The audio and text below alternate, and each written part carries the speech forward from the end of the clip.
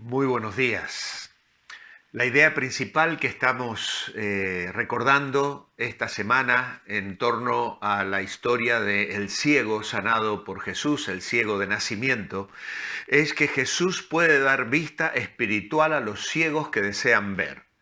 Y nadie debe desperdiciar las oportunidades que se le presentan cuando el Señor está indicando que es el momento de intervenir. Obviamente que queremos aprovechar las oportunidades que el Señor nos da para servirle, para dar testimonio de su persona, de sus milagros, de lo que Él ha hecho en nuestras vidas. Pero en el caso del día de hoy tenemos que enfatizar un poquito lo que el comentario del cuadernillo tiene bajo el título "No hay peor ciego".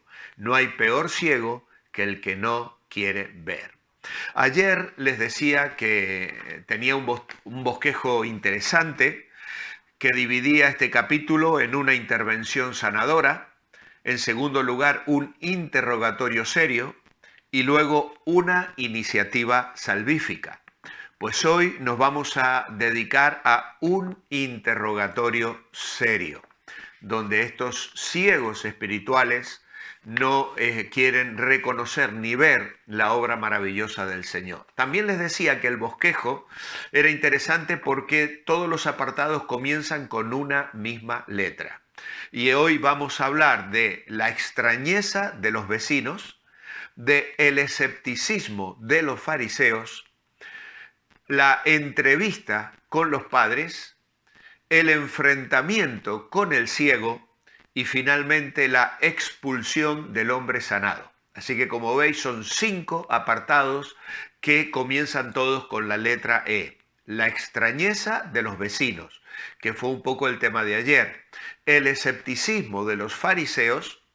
En tercer lugar, la entrevista con los padres. En cuarto lugar, enfrentamiento con el ciego de los líderes religiosos. Y finalmente, la expulsión del hombre sanado. La extrañeza de los vecinos será el tema de ayer. Ellos decidieron referir el asunto a las personas que consideraban con mayor autoridad en los asuntos espirituales. Y entonces le llevan delante de los fariseos. Llama la atención que ellos no quieran tomar una determinación. Al fin de cuentas, le conocían. Pero claro, no podían dar una explicación a lo que había sucedido. Y esto es una de las claves, diríamos, de lo que nos muestra cómo es el corazón del ser humano. Tienen delante de sí a un hombre que ha sido ciego de nacimiento, que está expectante, feliz, porque por primera vez sus ojos se han abierto para contemplar el mundo que él no conocía, no podía haber visto los colores, las montañas, los edificios, las personas. Ese hombre está feliz. Sin embargo, ellos ponen en duda su curación, ponen en duda el método por el cual ha sido sanado y luego, claro, nos agregará Juan la información de que el Señor lo había hecho en día sábado, lo que sin duda será un punto de inflexión para los fariseos en determinar que aquello no podía venir del Señor porque había transgredido una norma inventada por ellos, obviamente. Así que entonces le llevan los vecinos ante los fariseos y nos encontramos entre el versículo 13 y 18 con el escepticismo de los fariseos. Ahora podemos tratar de imaginarnos la impotencia que debió experimentar este hombre al ser interrogado una vez más acerca de la forma en que había sucedido el milagro. Los fariseos, no obstante, optaron por un camino diferente al de los vecinos. Ellos no expresaron descreimiento acerca del milagro, sino que buscaron la forma de desacreditar a quien lo había realizado. Obviamente no lo podían negar. Aquel hombre ciego de nacimiento ahora veía y era imposible negar el milagro.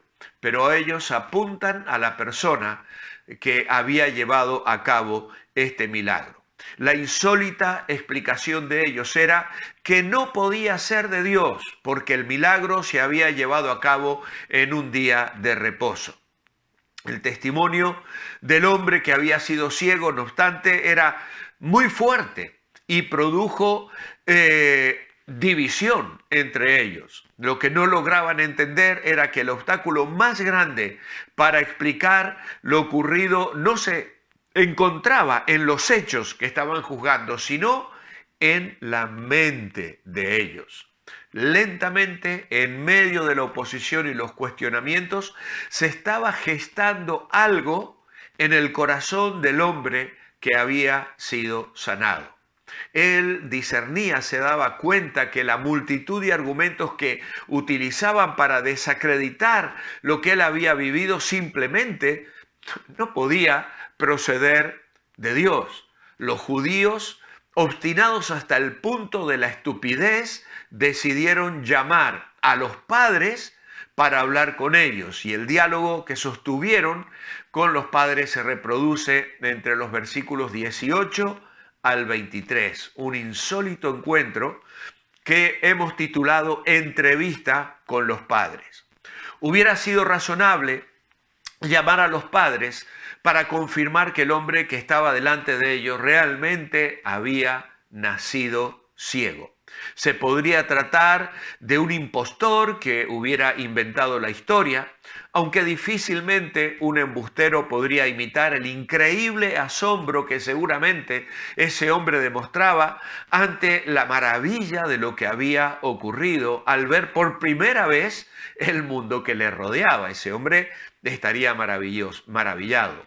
Podríamos entender entonces que ellos hubiesen querido quitar toda duda acerca de cómo es que el hijo había recuperado la vista, algo que escapaba de sus posibilidades. Ahora, esta es una tendencia común en el ser humano.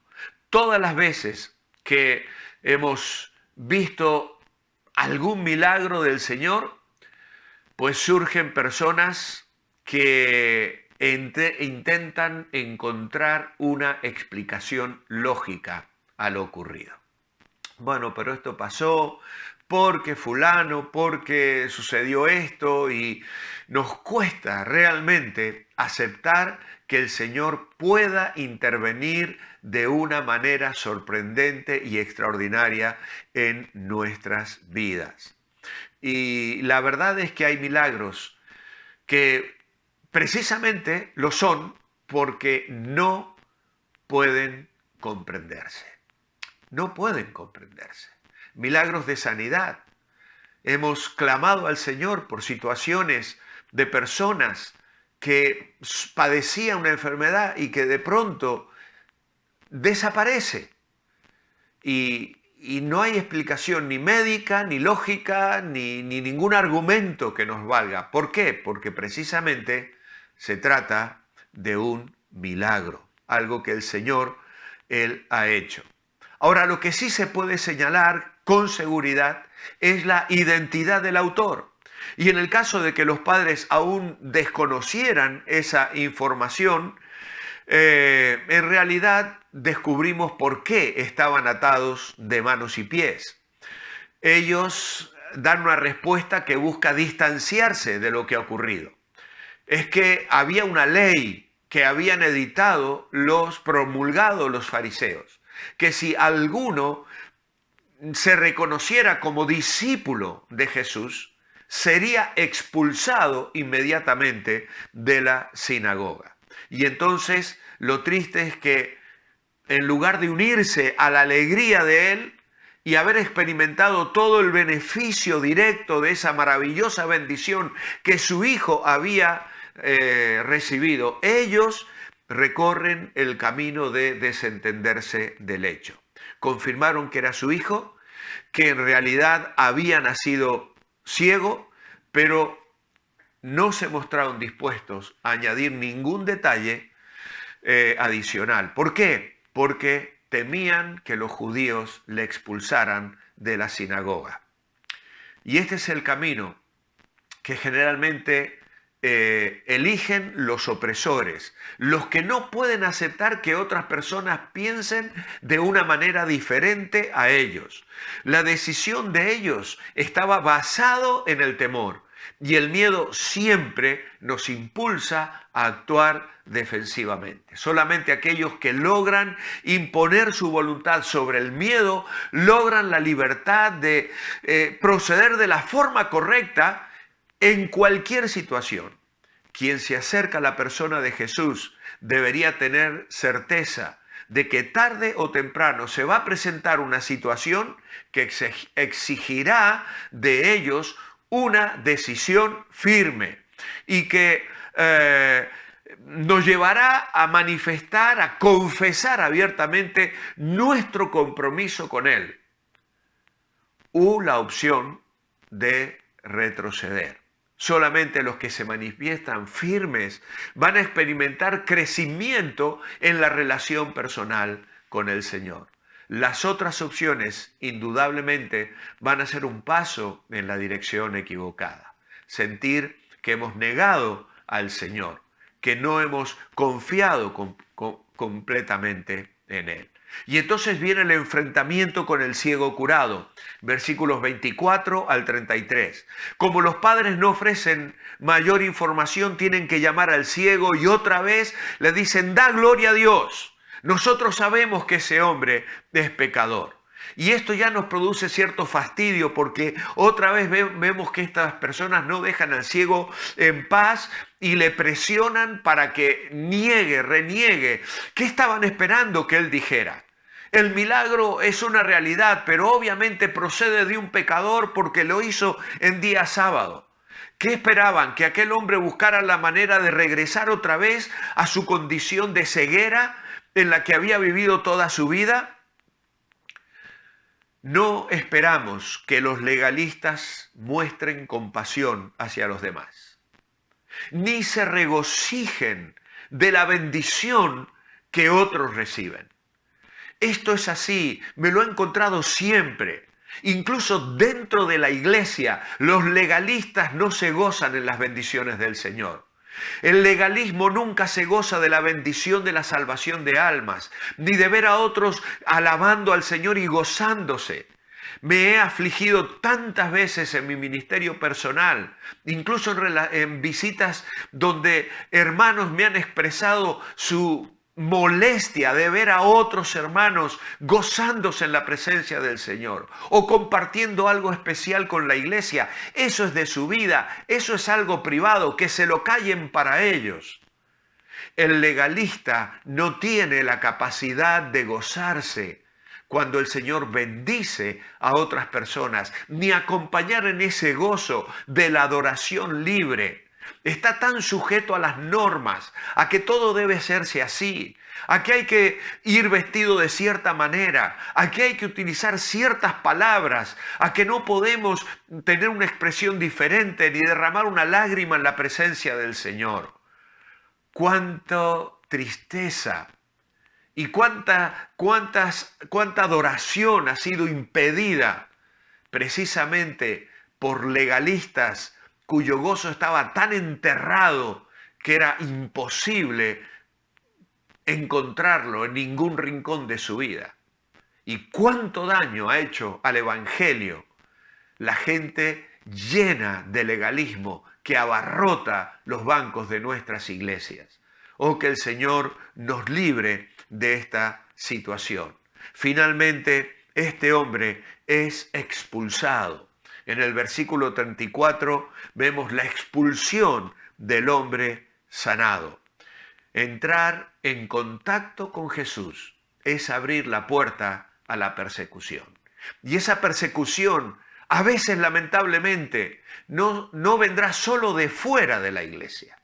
A veces viene de la misma familia, a veces la burla de seres queridos o de los amigos íntimos, cuando ven que hay cierto fervor, ciertas ganas de orar, de alabar a Dios, de compartir el Evangelio. Hombre, deja de fastidiar, ya se te va a pasar. Lamentablemente, la persecución y el legalismo a veces surgen de los círculos más allegados. Oh, que el Señor nos ayude a confiar en Él, a descansar en Él y a vivir para su gloria. Mi oración escrita es: amado Padre, quiero ser un testigo valiente que comparte el milagro de salvación que has realizado en mi vida. Ayúdame también a ver en la vida de otros los milagros que haces y a gozarme por ellos también. Y como pueblo tuyo, perdamos el miedo y aunque seamos perseguidos en tu nombre, hablemos cada día con valor y convicción. En tu nombre, amén. Que el Señor os bendiga ricamente hoy.